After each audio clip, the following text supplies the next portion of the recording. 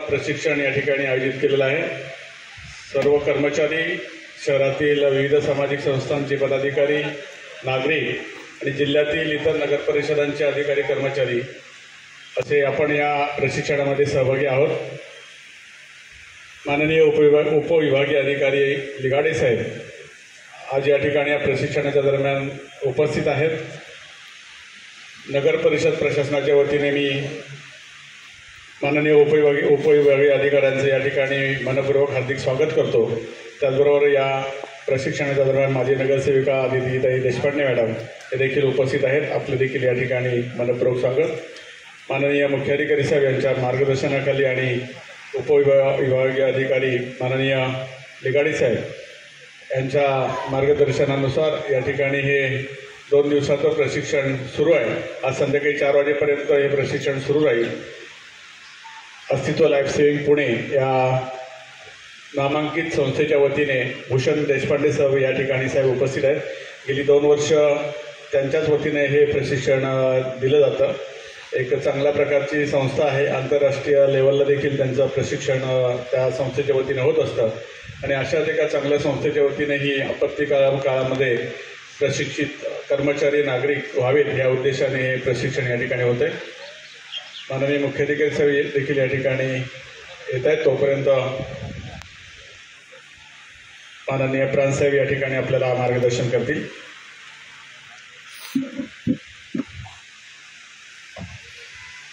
आज या प्रशिक्षणाला उपस्थित सर्व सामाजिक संस्था किंवा आपत्ती मित्र किंवा जे काही नगरपालिकेचे कर्मचारी आणि सामाजिक संस्था उपस्थित असतील, मला फक्त या ठिकाणचं कळते आपदा मित्र किती आहे त्याच्यामध्ये?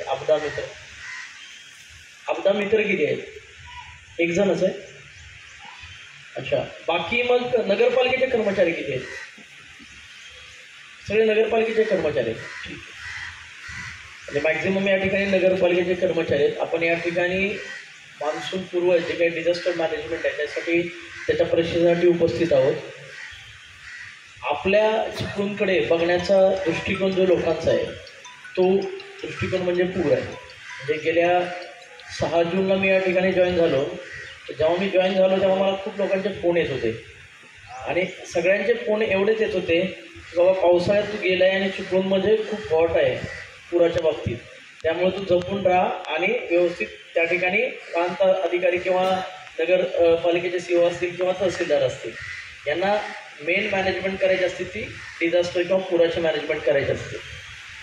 त्याच्यामुळं एवढ्या लोकांनी मला टेन्शन दिलं होतं गेल्या वर्षी 6 जूनला जॉईन होताना की पहिल्या दिवशी जेवढे फोन आले की बाबा जॉईन झाला आहे म्हणून फोन नाही आले की बाबा पूर आहे आणि पुराच्या काळात तू गेला आहे आणि व्यवस्थित तिथं कर।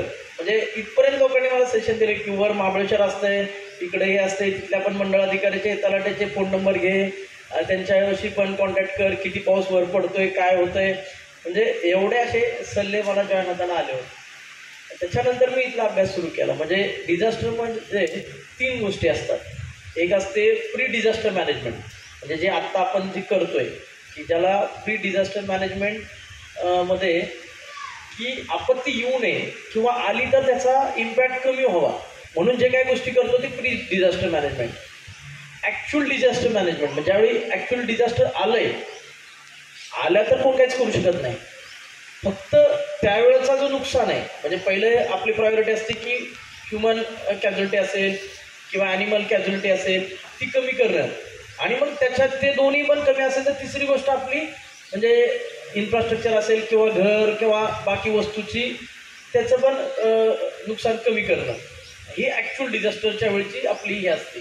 आणि तिसरी गोष्ट असते की पोस्ट डिझास्टर मॅनेजमेंट, ज्याच्यामध्ये डिझास्टर येऊन गेल्यानंतर आपण त्याच्यावर मॅनेजमेंट करतो की त्याच्यामध्ये काही गोष्टी आपल्याला झालेलं आहे नुकसान ते भरून काढणं असेल की जसं तुम्हाला 21च्या पुराचं माहीत आहे, आपलं परत 1-2 महिने ते गाळ आणि चिखल काढण्यात गेला होता। म्हणजे चिपळूणकरांना जो अनुभव आहे म्हणजे या 3 स्टेजवर आपलं डिझास्टर मॅनेजमेंट चालू असतं। सगळ्यात जर कुठलं डिझास्टर वाचवायचं असेल ना, जेवढं तुम्ही प्री डिझास्टर म्हणजे आपण म्हणतो ना युद्धापूर्वी जेवढा तुम्ही घाम गाळाल त्यावेळी युद्धात कमी रक्त गाळलं जातं, म्हणजे तुम्ही प्री डिझास्टरला जेवढा तुम्ही मेहनत घ्याल ती सगळ्यात महत्त्वाची मेहनत आहे। आपण गेल्या वर्षी पण बघितलं की आपण याच्यावर खूप वर्कआउट केलं. म्हणजे कुठलाही डिझास्टर असेल, म्हणजे डिझास्टर आपण एकच गोष्टीवर डिझास्टर बघतो. आपल्या जर चिपळूणचा विचार केला तर डिझास्टरचे बरेच प्रकार आहेत. एक तर आहे पूर आहे, दुसरी गोष्ट आहे आपल्याकडे 2 घाट आहेत जे कोकणचे गेटवे आहेत. एक आहे परशुराम घाट, जे योगायोगाने आता 4 लेन झालं आहे. आता तो म्हणजे पूर्वी जो बंद व्हायचा तो यावेळी कमी प्रमाणात होईल, कारण की आता बऱ्यापैकी ती वॉल आणि 4 लेन झालं आहे. कारण की पहिला एकच रस्ता असल्यामुळं 2 पदरी त्याच्यावर पडलं, तर आता कसं झालं की आपल्याला दुसरी लेन चालू ठेवता येते. एक लेनवर जर आलं तर एक लेन चालू राहते, ट्रॅफिक थांबत नाही. अजून आपलं तिसरी गोष्ट आहे की कुंभारलीचा आपला गाव, म्हणजे तिथंही तो एवढा लॉंग स्ट्रेस आपल्या चिपळूणमध्ये आहे की त्याच्यामध्ये एखादा दगड किंवा एखादी दरड आली. फक्त योगायोग असा आहे की परशुराम घाटातला जो आपला रॉक आहे, म्हणजे दगड आहे, तो पटकन खाली येतो. म्हणजे कोकणातला जो दगड आहे तो सॉफ्ट आहे, आपण शिरा दगड पण बघितला असेल. परंतु कुंभारलीचा दगड हा सह्याद्रीचा ब्लॅक स्टार्टामधला आहे. तो यायला म्हणजे तो कमी वेळा खाली येतो, आला तर मग तो रस्ता ब्लॉक करतो. तो एक आपल्याला टेन्शन आहे. म्हणजे या 3 गोष्टी आपल्याला मेजर डिझास्टरच्या आहेत. मग बाकी तर आहेच आपलं की आग लागणे आहे, किंवा आपल्याकडे लवटे किंवा बाकी MIDC आहेत, त्याच्यामुळे ठिकाणी ऑइल लिकेज असेल किंवा टँकर लिकेज असेल, किंवा आता जसं बाकीचे ॲक्सिडेंट होतात, जसं आपल्याकडे मध्ये झाला होता पण योगायोगाने काही झालं नाही, जे पुलाची दुर्घटना झाली. या डिझास्टर आहेत. पण कुठल्याही डिझास्टरमध्ये म्हणजे आपण ज्यावेळी त्या डिझास्टरचं मॅनेजमेंट करतो किंवा डिझास्टरवर अभ्यास करतो त्यावेळी त्याची रेखी करणं खूप गरजेचं आहे. तुम्ही कधी फायर ब्रिगेड, म्हणजे आपल्याकडे थोडं छोट्या स्केलवर आहे, ज्यावेळी मुंबई पुणे या ठिकाणी ज्यावेळी फायर ब्रिगेड काम करतं त्यावेळी ते काय करतात, ह्याचा कधी अभ्यास केला ना, ते काय करतात, पूर्ण परिसराची रेखी करतात. की आधी लगेच आग लागले चालले वर विझवायला असं नाही करत कधी. म्हणजे ते अगोदर रेखी करतात पूर्ण परिसराची, आणि ती रेखी केल्यानंतर ते बघतात की कुठं एक्झिट पॉईंट आहेत, कुठं बाहेर जायचं आहे, कुठं पुढं धोका आहे, आपल्याला वरून उडी मारायची झाली, काय करायचं झालं, म्हणजे पूर्ण सगळ्या कॅम्पसची रेखी करतात. पूर्ण लाईटची यंत्रणा स्वतःच्या ताब्यात घेतात आणि लाईट ऑफ करतात, आणि म्हणजे नंतर मग ते आत रेस्क्यूसाठी उतरतात. म्हणजे ही रेखी, याचा अर्थ काय की त्या परिसराचा एकंदरीत पूर्ण अभ्यास ते लोक करतात, आणि तो अभ्यास पूर्ण करणं कुठल्याही डिझास्टरसाठी गरजेचं आहे. पण जेव्हा आपण चिपळूणच्या डिझास्टरचा विचार करतो मग चिपळूणची रेखी करणं खूप गरजेचं आहे. म्हणजे चिपळूणच्या डिझास्टरमध्ये काय काही गोष्टी आहेत. म्हणजे मी जेव्हा इथं आलो त्यावेळी या सगळ्या चिपळूणचा 3-4 दिवसात अभ्यास केला की त्याच्यामध्ये गोष्ट काय, आपलं चिपळूण हे शहर समुद्र सपाटीपासून फक्त 5 मीटर उंचीवर आहे. म्हणजे जगातलं एकमेव शहर आहे आपलं की समुद्राच्या पासून 50 किलोमीटरवर आहे. म्हणजे आपला समुद्रकिनारा 50 किलोमीटरवर आहे, परंतु भरती आणि ओहोटीचा परिणाम आपल्या शहरामध्ये होतो आजही. म्हणजे 50 किलोमीटरवर असा परिणाम होणारं हे एकमेव शहर आहे जगातलं. कुठल्याच दुसऱ्या शहरामध्ये तुम्ही बघा की 50 किलोमीटरपर्यंत भरती ओहोटीचा परिणाम येत नाही. याला कारण सगळ्यात महत्त्वाचं आहे की 5 मीटरवर आपले शहर आहे, 5 मीटर उंचीवर समुद्र सपाटीपासून. दुसरी गोष्ट काय आहे, आपल्या चिपळूण शहराला दोन्ही साईडनी, म्हणजे सगळ्या साईडनी, म्हणजे हायवे किंवा नद्या येणारा पोर्शन सोडला तर सगळ्या साईडनी डोंगरांनी वेढले. आपलं कप शेपमध्ये, म्हणजे असं कब्बशीच्या शेपमध्ये आहोत की त्याच्यामध्ये हेवीली जर आपल्याकडे पाऊस झाला तर तो पाऊस पूर्ण शहरामध्ये येतो, आणि त्याच्यामुळे काय होतं की या ठिकाणी वॉटर लॉगिंगचा प्रॉब्लेम सुरू होतो, कारण की सगळं पाणी पटापट फास्टली खाली येतं. हा एक दुसरा सगळ्यात महत्त्वाचा पॉईंट. आणि तिसरा पॉईंट आहे की आपल्यातली रिव्हर सिस्टीम, ज्याला नदीची सिस्टीम आपण ज्याला म्हणू, की आपली जी रिव्हर सिस्टीम आहे की गंगाचा जर कोणी अभ्यास केला असेल, कलकत्त्याला गंगा जशी मिळते ती अशी ब्रँचेसमध्ये मिळते. म्हणजे त्याच्यामध्ये गाळ साठलेला असतो, एक ब्रँच इकडे जाते, एक ब्रँच इकडे जाते, एक ब्रँच इकडे जाते, असे तुम्ही अभ्यास करताना बघितलं असेल. सेम पॅटर्न हा चिपळूणमध्ये आहे. आपण जर बहादूर शेखच्या या ठिकाणी जो खेडला जाणारा रस्त्याचा ब्रिज बघितला असेल, तिथपासून त्याचे 2 पार्ट व्हायला लागतात. आपली जी वरून एक नदी आलेली आहे वशिष्ठी, त्याचे 2 पार्ट होतात, आणि त्याच्यामध्ये बेट आहे. बघितलं असेल बहादूर शेखला एक बेट आहे, आत एक बेट आहे, आणि ती नदी पुन्हा आत आल्यानंतर एक पार्ट उजवीकडे जातो, एक डावीकडे येतो. डावीकडे आल्यानंतर दुसरी एक नदी शहरामध्ये त्याला मिळते, शिव नदी. आणि त्या ठिकाणी पुन्हा एक बेट आहे. आणि म्हणजे दोन नदीचा जो परत नॅरो स्ट्रीप बाहेर जातो आणि पुन्हा आपण उक्ताडचं जे 100-150 एकर शेती आहे ती पुन्हा मध्ये आहे, दोन स्ट्रीमच्या मध्ये आहे आणि पुन्हा ती एकत्र येऊन म्हणजे अशी मध्ये गाळ सिस्टीम आणि ह्या सगळ्या गोष्टीचा आपल्याला नदी आहे. आणि सगळ्यात महत्त्वाचा याच्यामुळे जास्त परिणाम होण्यापेक्षा सगळ्यात महत्त्वाचा परिणाम जर कशाचा होत असेल तर आपल्याला जगबुडी येऊन मिळणं हा सगळ्यात मोठा आपल्यासाठी धोकादायक गोष्ट आहे. म्हणजे ॲक्च्युली जगबुडीने जर वसिष्ठीसारखी गेली असती, वसिष्ठी जशी आपली सरळ जाते समुद्राला दापोलच्या इथे जाऊन मिळते, जर जगबुडी पण अशीच खेडवरनं गेली असते तर आपल्याला काय प्रॉब्लेम नव्हता. पण जगबुडी अशी टर्न घेऊन आपल्याला अशी मिळते. म्हणजे आपली नदी अशी समुद्रात चालली आहे ती नदी त्याला अशी येऊन मिळते. म्हणजे आपला जो फ्लो आहे त्याला अडवते. आणि जगबुडीचं तुम्ही जर आपण जे पातळी बघतो जगबुडीचे आपल्याकडे आपण वसिष्ठीवर इशारा पातळी बसवलेली आहे. आपली 5 मीटरला इशारा पातळी आहे, 7 मीटरला धोकादायक पातळी आहे. या तुलनेत जर आपण खेडमधली जी पातळी बघितली त्यांची इशारा पातळी आय थिंक 7 का 8 मीटर आहे आणि धोकादायक पातळी 10 मीटर आहे. कारण की ते शहर उंचावर आहे. म्हणजेच याचा अर्थ काय, जगबुडी उंचावरून येते आणि ती जेव्हा मिळते ना ती आपल्या वसिष्ठीचं पाणी ॲक्सेप्ट करत नाही किंवा ती समुद्राकडे जाऊ देत नाही. म्हणजे ती रिव्हर आपल्या पाण्याला दाबते आणि त्याच्यामुळं पुन्हा पाणी इकडे येते. म्हणजे जर मोठा पाऊस झाला तर जगबुडी वाहत असणार आहे, ती पाणी आपलं पाणी जाऊ देणार नाही, आपल्या डोंगरावरचं पाणी चिपळूणमध्ये येणार आहे. आणि त्याच वेळी जर भरती असेल तर ते पाणी पुन्हा आपल्याकडे रिव्हर बॅक मारणार आहे. म्हणजे या सगळ्या गोष्टीचा आपण जेव्हा अभ्यास करतो, गेल्या वेळी आम्ही ह्या सगळ्या गोष्टीचा अभ्यास केला. आणि त्यात पुढची गोष्ट काय आहे, आपल्याकडे जो पाणी येतं ते वरच्या डोंगरावरून येतं. म्हणजे नवजा असेल, कोळकेवाडी वगैरे ह्या भागातून येतो. तिथं हेवी रेनफॉल होतं. म्हणजे मागच्या काही वर्षांमध्ये जे आपण आंबोलीला सगळ्यात जास्त महाराष्ट्रातला पाऊस पडायचा असं म्हणायचं, त्याला आता नवजाने ओव्हरटेक केलं. म्हणजे नवजा हे असं ठिकाण झालं की ज्या ठिकाणी खूप सारा पाऊस पडतो आणि तो पाऊस पुन्हा आपल्याकडे खाली येतो. फक्त आम्ही यावेळी एक गोष्ट गेल्यावेळी केली की ज्याच्यामुळं चिपळूणला बऱ्यापैकी रिलीफ मिळाला की तो जो डॅम आहे आपला कोळकेवाडी डॅम, तो कोळकेवाडी डॅम आपण फ्लड कंट्रोलसाठी वापरला. म्हणजे ही जी आज आपण आत्ता पण त्यांना लेटर दिलं आहे, गेल्यावेळी पण आपण त्यांचं खूप स्टॉप केलं होतं आणि आत्ताही त्यांची लेवल खाली यायला आपण त्यांना पत्र दिलेलं आहे की कोळकेवाडी डॅम ज्याच्यामध्ये सगळीकडचं पाणी म्हणजे जे वसिष्ठीचं वर एक धरण आहे किंवा 1, 2, 4 स्टेजेस आहेत त्या सगळ्याचं पाणी तिथं आणलं जातं आणि पावसाचं पाणी तिथं आणलं जातं की त्या पाण्यामध्ये जनरेशन केलं जातं 4 याच्या साहाय्याने, 4 युनिटच्या साहाय्याने.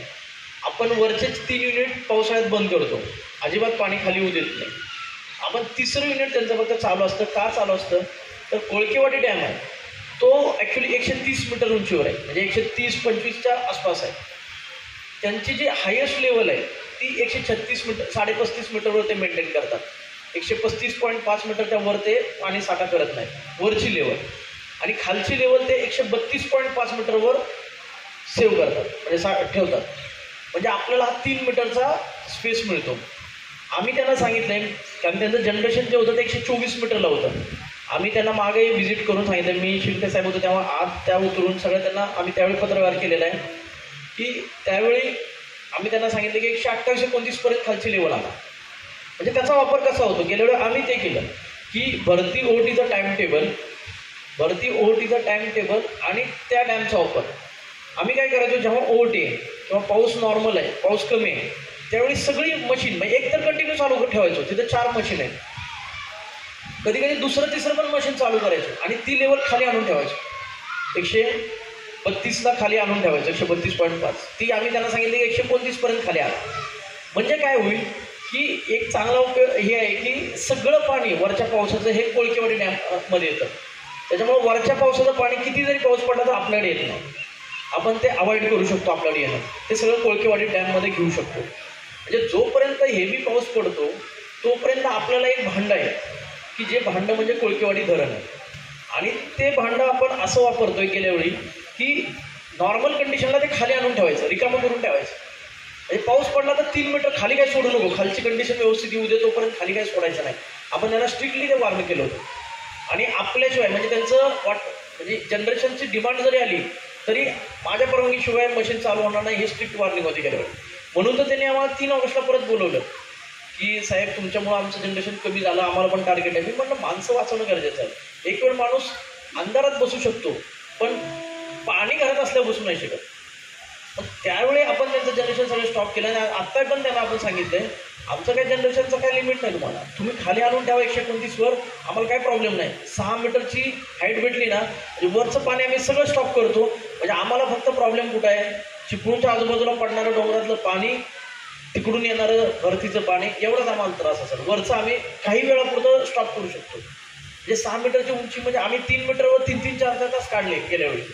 की मग खालचं ज्यावेळी भरती जाईपर्यंत, भरतीचा पिरियड जाईपर्यंत आम्ही त्याला स्टॉप करायचो. जेव्हा भरती पूर्ण झाली, ओटी सुरू होईल, ओटी सुरू झाल्यावर मग हळूहळू पाणी आम्ही चालू करायचो वरून, की जेणेकरून ते मेंटेन. की हा एक या कोळकेवाडी डॅमचा खूप चांगला उपयोग गेल्या वर्षी आपण केला. त्याच्यामुळे त्या डॅममुळे आपल्या चिपळूणला गेल्या वर्षी एवढ्या प्रमाणात, एवढं बाकीच्या पण ठिकाणी खेडमध्ये खूप पाणी घुसलं किंवा राजापूरला पण झाले, त्या तुलनेत आपल्याकडे खूप कमी झालं. 1-1.5 फूट हे नॉर्मल आहे. म्हणजे हे सगळ्यात महत्त्वाची गोष्ट आहे की तुमच्या परिस्थितीवर काही गोष्टी आपण कधी चेंज करू शकत नाही. आता जगबुडी मिळते त्याला काय आपण डायव्हर्ट करू शकणार नाही, किंवा आपली उंची 5 मीटर आहे त्याला आपण काय चेंज करू शकणार नाही. काही गोष्टी आहेत त्याच्यावर आपल्याला कशी मात करता येईल हे शिकावं लागेल. ही एक गोष्ट आहे की जेव्हा आपली वेदर कंडिशन बघून आपण ह्या गोष्टी केल्या. त्याच्यानंतर सगळ्यात महत्त्वाचं काय असतंय, कम्युनिकेशन असतं डिझास्टरमध्ये. कम्युनिकेशन जर लोकांना झालं की जे काय 2021चा आम्ही अभ्यास केला की 21ला काय काय चुका झाल्या आपल्याकडून, मग आमच्या एक लक्षात आलं गेल्या वर्षी की 21ला जो पूर आला, चिपळूणसाठी पूर काय नवीन नाही. म्हणजे पूर हे चिपळूणसाठी वारंवार येतो. 2 फूट पाणी हे चिपळूणसाठी नॉर्मल आहे.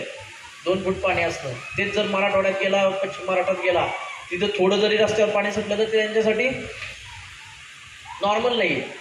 पण चिपळूणसाठी 2 फूट 1.5 फूट हे पाणी नॉर्मल आहे. मग याच्यामध्ये काय की लोकांना कम्युनिकेट झालं पाहिजे की एवढं पाणी येतं आहे किंवा कधी येतं आहे, काय येतं आहे.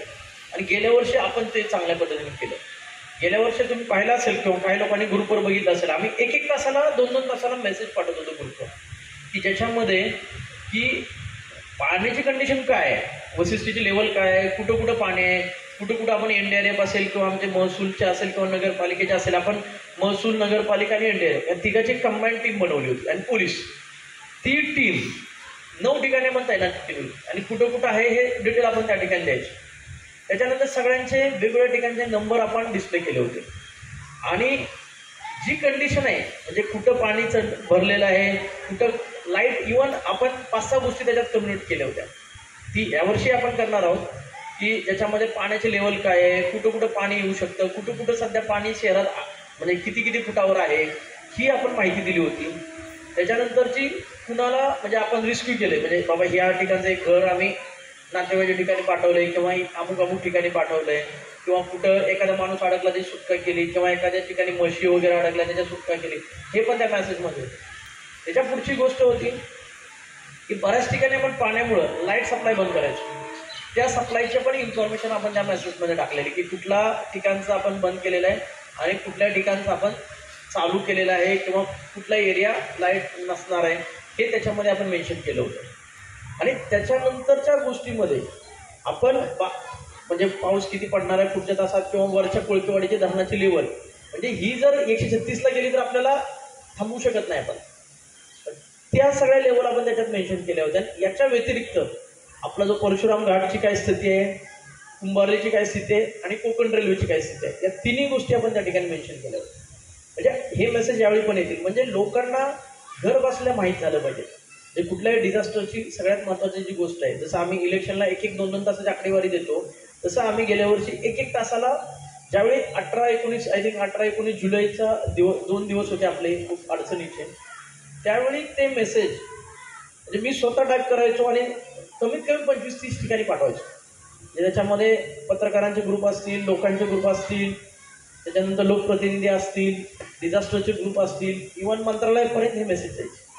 म्हणजे या मेसेजचा एक फायदा झाला की लोकांना समजलं की आपण काय केलं पाहिजे. म्हणजे याच्यामध्ये काय होतं की जसं काय 21च्या पुराच्या वेळी काय लोकांच्या हे होत्या की आम्हाला जर आधी कळलं असं तर आम्ही म्हणजे त्यावेळी 8,000 गाड्या पाण्यात होत्या, आम्ही गाड्या उंच ठिकाणी लावल्या असत्या, म्हणजे ही जी प्रिकॉशन्स आहे, अलर्ट सिस्टीम आहे, म्हणजे ज्या दिवशी पहिला वेळ येणार होती आम्हाला जाणवलं की आता सुरू होणार आहे, आय थिंक 18 जुलै रात्र का 19 जुलै रात्र, मला माहीत नाही एक्झॅक्ट डेट. तर त्या रात्री 1:30 वाजता मी DYSP आणि CO तिघं वसिष्ठी ब्रिजवर होतो. रात्री 1:30 वाजता तिथून सुरू झालं सिस्टीम. म्हणजे आम्ही सगळ्याचा एक केलं, तिथून लोकांना मेसेज, अजून लोकांना माहितीच नव्हतं आता आपल्याकडे पूरची सुरुवात होणार आहे का. तेव्हा पहिला मेसेज ज्यावेळी पडला त्यावेळी लोक सावध झाले. इव्हन त्यावेळी ब्रिजवर पण बरेच लोक आले होते रात्री 1:30-2च्या दरम्यान. म्हणजे मला सांगायचं काय की आपण काय केलं ह्याच्यापेक्षा डिझास्टरमध्ये सगळ्यात महत्त्वाची गोष्ट आहे की कम्युनिकेशन प्रॉपर पाहिजे आणि योग्य पाहिजे. म्हणजे अफवा पण नको आहे. बऱ्याचदा काय होतं, तुम्ही बघत असाल बऱ्याचशा मंदिरामध्ये किंवा या ठिकाणी अफवामुळे चेंगराचेंगरी होते. सगळ्यात महत्त्वाचं आहे की प्रॉपर चॅनलनी कम्युनिकेशन झालं पाहिजे.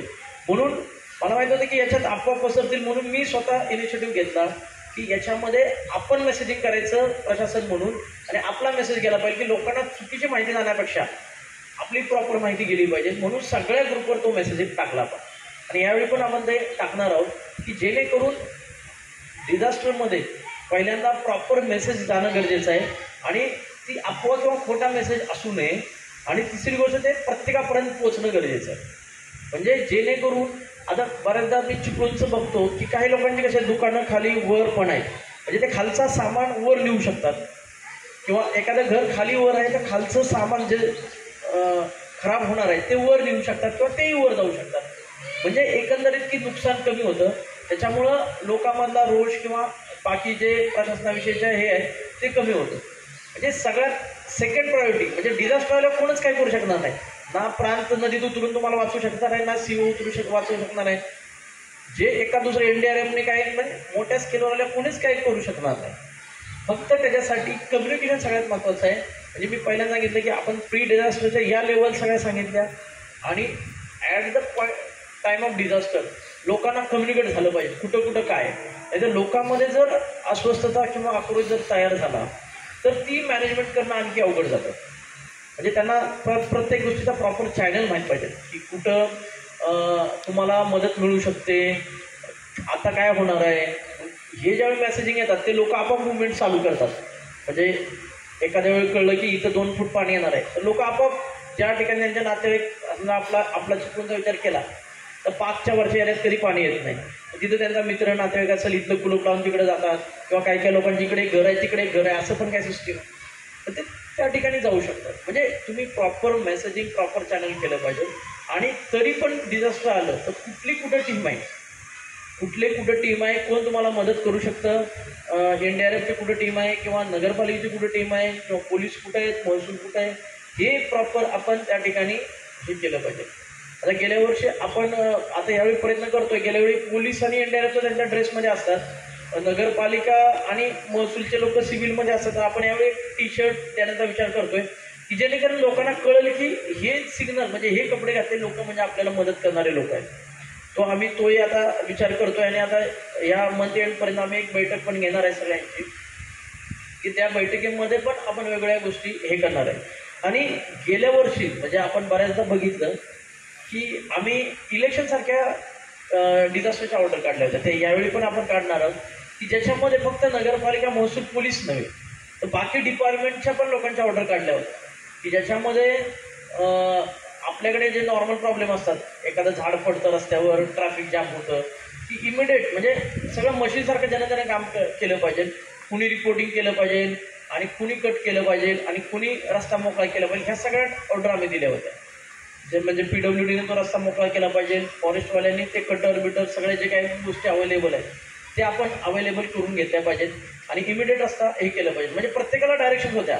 नगरपालिका किंवा महसूलच्या लोकांनी इन्फॉर्म करायचं, ज्या नगरपालिकेचे एरियात असेल नगरपालिकेचे JCB वगैरे वापरतील, काही कटर पण आहेत नगरपालिकेकडे किंवा फॉरेस्टकडे, त्या सहाय्यातून म्हणजे आपली प्रत्येक डिझास्टर कुठल्या कुठल्या लेवलचे आहे त्याचा आपण अभ्यास केला पाहिजे. आणि त्याच्या पुढची गोष्ट आपण जी मागच्या वेळी केली, जी फर्स्ट टाईम या ठिकाणी आपण हे केली, की गेल्या वेळी आपण डेली म्हणजे सकाळी समजा एक टाईम ठरवलं की 8 वाजता, डेली 8 वाजता आपण रक्ताचा साठा आणि डिझेलचा साठा हे घेत होतो, की जेणेकरून जर समजा डिझास्टर झाली तर जे आपल्याकडे वालावर खर्च जे आहे युनिट किंवा असे 4-5 ठिकाणी आजूबाजूचे जे आहे त्या प्रत्येकाला फोन करून आपला माणूस एक चार्ट तयार करायचा की ज्याच्यामध्ये त्यात पण positive negative B, AB, O याच्यातले कुठलं ब्लड कुठं आहे. इन केस जर काही डिझास्टर झालं आणि आपल्याला ब्लडची गरज पडली तर ते कुठं कुठं अवेलेबल आहे. आपण 4 महिने ते डेली घेत होतो. त्यासोबत आता जो मगाशी मी प्रॉब्लेम सांगितला की आपल्याकडे येणारे रूट जर बंद झाले, परशुराम घाट बंद झाला, कुंभारली बंद झाला, तर आपल्याकडे डिझेलचा साठा किती आहे. कारण की हे सगळं काम करायला तुम्हाला माहिती आहे की मशिनरी लागते. आपल्याला JCB लागतो किंवा ट्रॅक्टर किंवा जे काय म्हणजे कुठलीही मशिनरी आपल्याला वापरायची असेल तर त्याला डिझेल पाहिजे. पण एक्झॅक्ट डिझेलचा साठा किती आहे आणि एक मिनिमम लेवलचा मेंटेन करावा लागतो जो ॲडमिनिस्ट्रेशनसाठी किंवा डिझास्टरसाठी. तो साठा ते मेंटेन करतात का ह्याचा रोज सकाळी 8 वाजता सगळ्या पटलवाल्याकडून आपण चार्ट करायचो आणि कुणाकुणाकडे किती शिल्लक आहे याचा आकडेवारी घेत होतो की जेणेकरून जर डिझास्टर आलं तर आपल्याला त्या मॅनेजमेंट करायला ब्लड असेल किंवा औषधाचा साठा असेल किंवा डिझेल असेल, ह्या गोष्टी आपल्याकडे आहेत का. म्हणजे आपण पूर्ण अशी गेल्या वेळी तयारी केली की 21च होणार आहे, 21 साली जे झालं तसंच होणार आहे या अँगलने आपण तयारी केली होती. योगायोगाने ह्या सगळ्या तयारीचं म्हणजे फळ म्हणू किंवा आपलं नशीब म्हणू काय जे काय, पण पाऊस पण तेवढा बऱ्यापैकी आलाच होता. पाऊस कमी अशातला भाग नाही की. आणि जे काही नगरपालिकेने पण गेल्या वेळी जे 21ला जे होतं की एका ठिकाणी बोटी होत्या त्या त्यांनी डिसेंट्रलाइज केल्या. म्हणजे 8-9 ठिकाणी बोटिंगची सेंटर तयार केली नगरपालिकेने की जेणेकरून 8-9 ठिकाणावरून म्हणजे मागच्या वेळी जो प्रॉब्लेम काय झाला की लोकांना वाचवायला बोटी काढायला जागा नाही आहे. जिथं बोट पूर्ण बोटी पाण्याखाली आहे. प्रॉब्लेम काय झाला की त्या 8 बोटी किंवा जे काही बोटी असतील त्या 8-9 ठिकाणी जर केल्यामुळं एखाद्या ठिकाणी प्रॉब्लेम आला तर दुसरीकडची बोट आपण आणू शकतो. त्याच्यामध्ये लहान मुलं असतील, वृद्ध हे असतील किंवा गरोदर माता असतील, या सगळ्यांना मदत आपण त्या ठिकाणी करू शकतो. म्हणजे ह्या सगळ्या मॅनेजमेंट ज्या आहे ह्या आपण याच्यातून शिकल्या पाहिजेत. मग फक्त आपण काय की डिझास्टरचा बघण्याचा आपला जो अँगल आहे तो अँगल चेंज झाला पाहिजे. म्हणजे आपण फक्त एकच विचार करतो की पाण्यात पोहून कसं वाचवता आलं पाहिजे. अरे तो पाणी तेवढं आलंच नाही पाहिजे हे पहिलं कसं बघता येईल बघावं लागेल. आणि तो पाण्यात कोणी जाणार नाही हे बघता आलं पाहिजे. पाणी जरी आलं तर तो माणूस आधीच त्याला वॉर्न करून बाजूला गेला तर पाण्यात जाणार नाही. आणि नंतर तिसरी स्टेज आली पाहिजे की मग खरंच गेलाच पाण्यात तर त्याला वाचवलं पाहिजे. आपला एकच अँगल आहे की म्हणजे डिझास्टरमधनं बाहेर कसं काढायचं हा अँगल आपण त्याच्यामध्ये विचारात घेतला नाही पाहिजे. म्हणजे तुम्हाला अंदमानचं उदाहरण सांगतो सुनामी वेळचं की सुनामी ज्यावेळी अंदमानला आली, मला वाटतं 2004 साल वगैरे काहीतरी म्हणजे इयर असेल तर माझं इयर चुकेच ना, इयरशी आपल्याला काही घेणं देणं नाही. त्यावेळी सुनामी ज्यावेळी अंदमानला आली त्या सुनामीच्या वेळी तुम्ही जर अनुभव घेतला असेल ते चेन्नई बिन्नई खूप लोक थायलंड वगैरे 8-10 हजार लोक त्यावेळी सगळी मयत झाली. त्यामध्ये अंदमानमध्ये तुम्ही कोण गेला असेल किंवा माहिती असेल एक जोरव्या कम्युनिटी, ते एवढ्यापर्यंतच ते रेड कलरचे कपडे घालते बाकी उघडच असतात बघा, आदिवासी कम्युनिटी. त्या कम्युनिटीतला एकही माणूस त्या डिझास्टरमध्ये गेला नाही. आणि आपल्यासारखी माणसं आहेत ना जिथं तिथे गेले हॉटेल बिझनेस करतात, आमकं करतात तमकं करतात, मेजरली ते कलकत्ता किंवा चेन्नई भागातले, त्यातली जी काही मेली ती त्यातली गेली, जी काय मेली काय जे असतील ती. त्याला कारण काय होतं ह्याचा ज्यावेळी नंतर अभ्यास करण्यात आला की तुम्हाला माहिती आहे कुठलंही डिझास्टर म्हणजे बऱ्याच तुम्ही ऐकता भूकंप असो कुठलंही डिझास्टर असो त्यावेळी पक्षी प्राणी यांना खूप आधी माहिती होतं. त्यातल्या सापांना खूप आधी माहिती होतं. साप बाहेर यायला सुरुवात होती. आणि त्या काळात काय झालं की एका बेटावर एक नाही समुद्राचे साप सगळे बाहेर यायला लागले. असे खर्च पडला सापांचा बाहेर. म्हणजे कुणाला काय कळलं नाही की हे झालंय काय चाललंय काय. परंतु आता ती आदिवासी लोक होते ते नेचरला कनेक्ट होते. नेचरमध्ये काय चाललं त्यांचा नेचरशी जास्त कनेक्ट होता आपल्यापेक्षा. त्यांना ते हे सगळ्या गोष्टीचा अभ्यास करत होते. आणि त्या लोकांना हे सगळं सिच्युएशन कळायला लागले ना 1-2 दिवस आधी, त्यावेळी ते असे डोंगराच्या दिशेने जायला लागले त्यांच्या टोळेच्या टोळ्या. कित्येक लोकांनी आपल्यातल्या बघितलं म्हणजे जे नॉर्मल लोक आहेत त्यांनी बघितलं हे का जातात. त्यांना विचारलं पण त्यांच्या भाषेचं कम्युनिकेशन व्यवस्थित नसल्यामुळं आणि ते फक्त काय म्हणायचे ते शेवटी आदिवासी त्यांची भाषा तर वेगळी ती कुणाला आपल्याला कळत नाही. ते वेगळ्या भाषेत सांगायचे आणि त्यांना हे सायंटिफिक माहीत नाही ना आता आपत्ती येणार आहे मग आम्ही इकडं चाललोय पूर येणार आहे किंवा काय येणार आहे.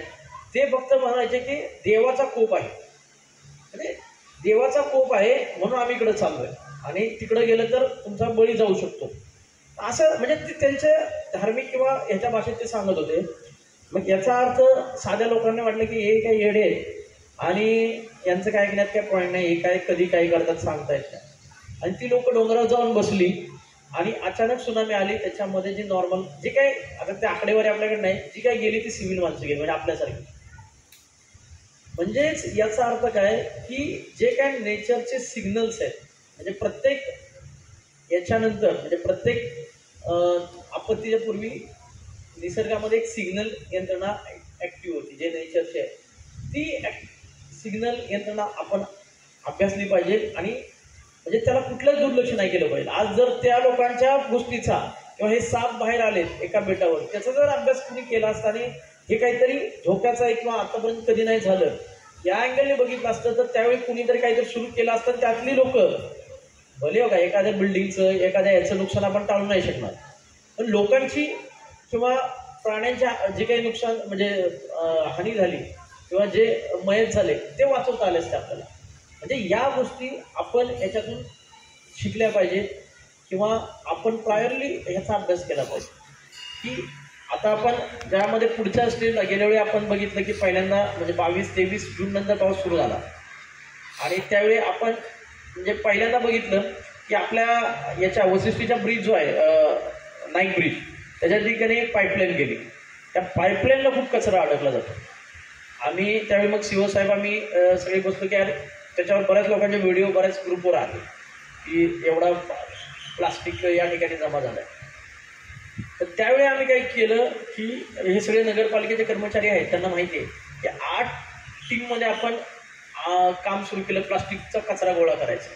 आणि नगरपालिका एक्सपिरियन्स असल्यामुळं आम्ही 8 टीममध्ये नगरपालिकेचे लोक टाकले 3-4 आणि जे काही कचऱ्याचे गोळा करणारे लोक आहेत आणि बाकी मग NGO प्रत्येक ठिकाणी गव्हर्नमेंटचे ऑफिसेस लोक शाळा.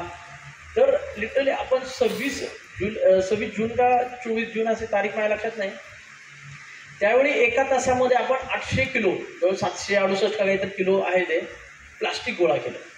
यावेळी पण आपण आता पुढच्या 8-10 दिवसात घेऊन आपण 2-3 ड्राईव्ह घेणार आहे. त्याच्यानंतर आपण 1 ऑक्टोबरला पण जी मोहीम केली त्यात तर 7 टन कचरा गोळा केला. म्हणजे सगळ्यात महत्त्वाचं काय की आपल्याला माहिती आहे की आपल्याला चिपळूणला पुराचा धोका आहे. तर आपल्याला पहिल्यांदा वर्कआउट करावं लागेल की पाण्याचा फ्लो हा नॅचरल झाला पाहिजे, पाणी कुठं ब्लॉक झालं नाही पाहिजे. ह्याच्यासाठी जे काही कचरा असेल प्लास्टिक असेल ह्या सगळ्या गोष्टी आपल्याला गोळा कराव्या लागतील. आणि आपण ह्या पुढच्या 1 महिन्याच्या कालावधीत म्हणजे 20 जूनपर्यंत जे काय आता आपण तो चार्ट तयार करतोय की 10-12 एरिया त्याच्यामध्ये शाळा आणि शाळांना कलेक्ट करणार आपले कर्मचारी हे ते की हा कचरा जेवढा मॅक्झिमम आपल्याला कलेक्ट करता येईल की ज्याच्यामुळं पाण्याचा फ्लो वाढला नाही पाहिजे. नाही तर तो कचरा काय होतो ब्लॉक होतो त्या एखाद्या नालीमध्ये याच्यामध्ये आणि मग ते पाणी जायचं थांबतं. मग पाणी तुंबलं का ते पाणी शेवटी वर यायला लागतं. म्हणजे सगळ्यात महत्त्वाचं ही गोष्ट आहे. आणि आपण शाळेला घेण्यामागचं एक हे होतं की आपण त्यावेळी बघितलं की 1-2 हजार लोक ज्यावेळी काम करतात पहिल्या वेळी 1,000 होते नंतरच्या वेळी 2-2.5 हजार लोकांनी काम केलं 1 ऑक्टोबरला. ज्यावेळी 1-2 हजार लोक काम करतात ना त्यावेळी त्यांना बघणारे मुलं पण काम करतात. कमीत कमी मुलांना बघून घरातली लोक तर कचरा व्यवस्थित टाकतात किंवा कचरा गाडीत टाकतील किंवा प्लास्टिक उड्यावर टाकणार नाहीत. म्हणजे या गोष्टी म्हणजे त्यातून किती कलेक्ट झाला हे जास्त महत्त्वाचं नाही. म्हणजे कलेक्ट समजा 768 झालं किंवा 2.5 नंतरच्या वेळी 7-8 टन झाला त्याच्यापेक्षा सगळ्यात महत्त्वाचं काय लोक पाहून त्यातून काही लोक धडा घेतात की आपण असं नको टाकायला. हीच लोक गोळा करतात दरवेळी. म्हणजे ह्याच्यातून जो कचऱ्याच्या बाबतचा अवेअरनेस आहे तो पण होणं गरजेचं आहे. आणि आत्ता आपण 1 महिन्यात जो पाऊल उचललं तर कमीत कमी जो फ्लो आहे पाण्याचा तो प्रॉपर नदीत गेला आणि नदीतनं समुद्राकडे गेला तर आपल्याकडे जे चिपळूणमध्ये पाणी थांबणार आहे किंवा ब्लॉक होणार आहे ते होणार नाही. त्याच्यासाठी आता आपण 1 महिन्यात हे करतो. त्यासाठी आपण नंतर प्लास्टिकचे बॉक्स पण बसवले चिपळूणमध्ये 50 एक. त्याच्यामध्ये रिसायकलिंगला आपलं जे सह्याद्री निसर्ग मित्रवाले सगळे कलेक्ट करून ते रिसायकलिंग करतात. म्हणजे ती एक चांगली गोष्ट आहे. गेल्या 4 वर्षामध्ये चिपळूणला एक चांगली सवय लागलेली आहे की काही लोक घरगुती असेल किंवा दुकानातलं असेल ते घरी येऊन घेऊन जातात प्लास्टिक आणि त्याचं रिसायकलिंगमध्ये भले त्याचे काही पैसे पण मिळतात. आणि सगळ्यात महत्त्वाचं आहे की प्लास्टिकच्या गोष्टी बाहेर येत नाही. त्यातूनही ज्यांना टाकायला सोय नाही त्याच्यासाठी आपण 50 बॉक्स बसवलेले आहेत अजूनही त्याची संख्या वाढवू किंवा आता हे या ड्राईव्हच्या माध्यमातून ज्या ठिकाणी आपल्याला कचरा आहे तो आपण गोळा करू की जेणेकरून पाण्याचा जो फ्लो आहे तो ब्लॉक नाही झाला पाहिजे. म्हणजे आपल्याला डिझास्टर येऊ नये म्हणून जेवढी काळजी घेता येईल तेवढी आपण घेतली पाहिजे. शेवटी निसर्गापुढं कुणाचंच काही चालत नाही की आता तुम्ही काल मुंबईचं पाहिलं, मुंबईच्या ठिकाणी जसं वादळ आलं आणि वादळ आल्यानंतर तो होल्डिंग पडल्यानंतर सुद्धा 10, 14, 15 लोकांचा मृत्यू झाला. म्हणजे काही गोष्टीला आपण नाही टाळू शकत, परंतु जेवढ्या गोष्टी आपल्याला टाळता येतील तेवढ्या आपण टाळण्याचा प्रयत्न त्या ठिकाणी करायचा आहे. म्हणजे या सगळ्या मोहिमेमध्ये मॅक्झिमम लोकांचं पार्टिसिपेशन खूप महत्त्वाचं आहे. आता इथं मला मी बघतोय म्हणून मी पहिल्यांदा विचारलं की आपदा मित्र किती आहेत, नगरपालिकेचे किती आहेत, की कुणीतरी आपल्याला वाचवायला येईल हे कधीच डिझास्टरमध्ये होत नाही. तुमच्या माहितीसाठी सांगतो की कधीच डिझास्टरही मोठ्या स्केलवर असतात. नगरपालिकेचे कर्मचारी असून असणार किती आहेत, 50 असतील, 100 असतील. इनडायरेक्ट टीम येणार आहेत किती असतील, 30-40 लोक जास्त. महसूलचे लोक किती आहेत, पोलीस किती आहेत. मी मतदानाच्या अनुषंगानं पोलीसची आकडेवारी घेतली तर पूर्ण आपल्या तालुक्यात म्हणजे एक वर शिरगाव पोलीस स्टेशन आहे, इकडं सावर्डे आहे आणि चिपळूण आहे, 150 पण लोक नाहीत तिन्हीमध्ये मिळून. म्हणजे एवढी लोक तुम्हाला कोण वाचवायला येणार नाही हे लक्षात घ्या की मॅक्झिमम लोकांचं पार्टिसिपेशन महत्त्वाचं आहे. आणि लोकांनी ह्याच्यामध्ये प्रत्येक गोष्ट लोकांना हे प्रशिक्षण म्हणजे नगरपालिकेस मला तर असं दिसतं की नगरपालिकेसाठी प्रशिक्षण ठेवलं की काय. ॲक्च्युली नगरपालिकेचे लोक प्रशिक्षणार्थी आहेतच, ते प्रशिक्षित आहेत, दरवर्षी त्यांना अनुभव आहे. आपल्याला मॅक्झिमम लोक जे बाहेरचे आहेत त्यांना पण प्रशिक्षित केलं पाहिजे. म्हणजे शेवटी काय आहे की त्यांनी पण लोकांना वाचलं पाहिजे. आपण ते म्हणतो ना काय काय पिक्चरमध्ये एखादा मेसेज 3 जणांना पाठवा, 3 जणांचा हे पाठवा. म्हणजे एक माणूस जेवढं वाचू शकतो ना त्याने जर 10 लोक तयार केली तर 10 लोक जास्त लोकांना वाचू शकतात. डिझास्टरमध्ये ते महत्त्वाचं आहे की मॅक्झिमम लोकांना मदत होणं गरजेचं आहे आणि याच्यासाठी मॅक्झिमम लोकांनी पुढाकार घेणं गरजेचं आहे. हे फक्त नगरपालिका आहे किंवा महसूल आहे, पोलीस आहे किंवा NDRF आहे याच्यावर अवलंबून. हे तर मदत करणारच, पण त्याच्या संख्येवर एखादे मोठी डिझास्टर आले तर ही संख्या मर्यादित राहते. सगळ्या गोष्टीवर आपण हे नाही करू शकत. त्याच्यामुळं मॅक्झिमम लोकांचा आपण अवेअरनेस केला पाहिजे, मॅक्झिमम लोकांचा सहभाग याच्यामध्ये वाढवला पाहिजे. आपण पुढची एक मीटिंग बोलवणार आहे आणि या पद्धतीनं आपण नियोजन पण करणार आहे की जेणेकरून पूर्ण प्लास्टिक असेल किंवा नॉर्मल कचरा असेल वेगवेगळ्या ठिकाणचा तो सगळा गोळा करून जे काय पाण्याचे फ्लो आहेत ते पाण्याचे फ्लो आपण क्लिअर करणार आहे की जेणेकरून किती जरी पाऊस आला. आणि यावेळी पावसाचा अंदाज जरा जास्त आहे असं म्हणजे सध्या तर अंदाजामध्ये आहे. त्याच्यामुळं पाऊस जास्त येणं ह्याच्यात हे गोष्ट नाही. म्हणजे पाऊस जास्त आला तरी आपण डिझास्टरमधून वाचू शकतो. कारण की रोज थोडा थोडा पाऊस पडत गेला, रोज 100, 200, 400 पडत जर गेला तर काही होत नाही. 250-300 पर्यंत आपल्याला काही होत नाही. परंतु 2च दिवसात कंटिन्यू 500-600 जर पडला तर हा डिझास्टरचा प्रॉब्लेम होतो. म्हणून आपल्याला फक्त कॉन्सन्ट्रेट करायचं की यावेळी कधी कुठल्या दिवशी. जनरली अभ्यास पाहिला तर जूनमध्ये काय होतं, 15 जून नंतरच मेजरली पाऊस सुरू होतो. आणि तुम्हाला माहिती आहे आता काल परवा पाऊस आला, पाऊस किती जरी पडला 15-20 मिनिटात त्याचं नॉर्मल झालं. कारण की काय आहे की जमीन तापलेली आहे. म्हणजे मातीमध्ये पाणी घेण्याची सॅच्युरेशन करण्याची क्षमता आहे. आपला जून महिन्यात किती पण पाऊस पडू द्या आपल्याला काहीच धोका होत नाही. कारण की त्यापर्यंत मातीची लेवल जी आहे ती सॅच्युरेट करण्याची आहे. तिथून कंटिन्यू पाऊस चालू राहतो थोडा थोडा थोडा. आणि 10 जुलैच्या पुढं अशी कंडिशन येते की जमीन पाणी ॲक्सेप्ट करत नाही. जे काही पाणी पडतं ते बाहेर फेकतं जमीन आणि ती समुद्राकडे जायला लागते किंवा नदीकडे जावं लागतं. तर तिथून म्हणजे 10 जुलैपासूनचे 30 जुलै हा पिरियड आपल्यासाठी खूप धोकादायक आहे. या पिरियडमध्ये आपल्याला जास्त म्हणजे म्हणून जूनमध्ये आपण जेवढी तयारी करू तर या 20 दिवसामध्ये आपल्याला त्यातून आपल्याला वाचण्याची हे पडेल. आणि मी मगाशी सांगितलं डिझास्टर म्हणजे फक्त आपण पाण्यापुरतं चिपळूणचं आहे ठीक आहे, पाण्यासोबतही आपल्या बऱ्याचशा डिझास्टर आहेत त्याच्याकडेही आपण लक्ष दिलं पाहिजे. मी उदाहरण सांगितलं परशुराम असेल किंवा आपला मध्ये पुलाची दुर्घटना झाली असेल किंवा आग असेल की या गोष्टीतल्याही डिझास्टरवर आपण लक्ष दिलं पाहिजे. कारण की एका प्रकारचं डिझास्टर नाही आहे, फक्त आपल्याकडे हा मेजर डिझास्टर. आता मुंबईला वारं येईल आणि सँड किंवा धूळ एवढी येईल जसे राजस्थानमध्ये येते ते कुणीच म्हणजे विचारही केला नसेल. वारं येतं ठीक आहे, पण वाऱ्यासोबत एवढी माती कुठून आली किंवा ही माती कशी काय आली हा एक संशोधनाचा विषय त्या ठिकाणी आहे. आणि त्या मातीमुळे एवढ्या गोष्टी होतील याचा कोणी विचार करत नाही. म्हणून तुम्हाला सांगतो नेचरमधले डिझास्टर पण हे वेगवेगळ्या प्रकारे येतात. जसं आपण सगळ्यांनी बघितलं की कुणाच्या मनी ध्यानी नव्हतं की आपण सगळे घरात लॉक होऊन 2019-20 साली ही कोरोनासारखी आजार येईल आणि प्रत्येकाला घरात बसावं लागेल, लॉकडाऊन व्हावं लागेल आणि पुन्हा आज जसं जगतो ती परिस्थिती येईल का नाही हे त्यावेळी आपल्याला माहीत नव्हतं. म्हणजे निसर्गामध्ये नवीन आपत्ती कुठली येईल हे आज आपण कोणच बसून सांगू शकत नाही. म्हणजे त्याच्यासाठी आपल्या याच्यामध्ये की डिझास्टरसाठी तयारी करणं हे गरजेचं आहे. म्हणून तर हे प्रशिक्षण आहेत आणि याच्यात मॅक्झिमम लोकांनी सहभागी होणं गरजेचं आहे. फक्त आपली ज्या नेहमीच्या यंत्रणा आहेत त्यांनी सहभागी होणं हे काय त्याच्यामधलं हे नाही आहे. त्याच्यामुळं मॅक्झिमम लोकांनी यात सहभागी व्हावं आणि मॅक्झिमम लोकांना प्रशिक्षित करावं. कारण की स्वतःच्या घराची वाचवायसाठी स्वतःलाच आपल्याला तयार व्हावं लागणार आहे. जर डिझास्टर मोठ्या स्केलवर जर आलं प्रत्येकजण स्वतःच आपलं घर वाचवणार आहे. म्हणजे नगरपालिकेचे कर्मचारी झाले तर पहिलं ते स्वतःचं घर वाचवतील ना, म्हणजे आणि नंतर तुम्हाला मदतीला येतील. त्याच्यामुळे एक लक्षात घ्या की प्रत्येक घरातला एक तर माणूस ह्या दृष्टीने प्रशिक्षित होणं गरजेचं आहे आणि प्रत्येकाला ही तयारी कशी करायची माहीत असणं गरजेचं आहे. म्हणून मॅक्झिमम लोकांना सहभागी करण्याचा प्रयत्न करा. पुढच्या जे काही प्रशिक्षण होतील किंवा पुढच्या ज्या काही माहिती नगरपालिका असेल किंवा प्रशासनाच्या वतीने दिल्या जातील त्याला मॅक्झिमम लोकांनी सहभागी झालं पाहिजे. आणि सगळ्यात महत्त्वाचं अफवा फक्त ग्रुपवर कुठल्याही डिझास्टरच्या पसरवू नका.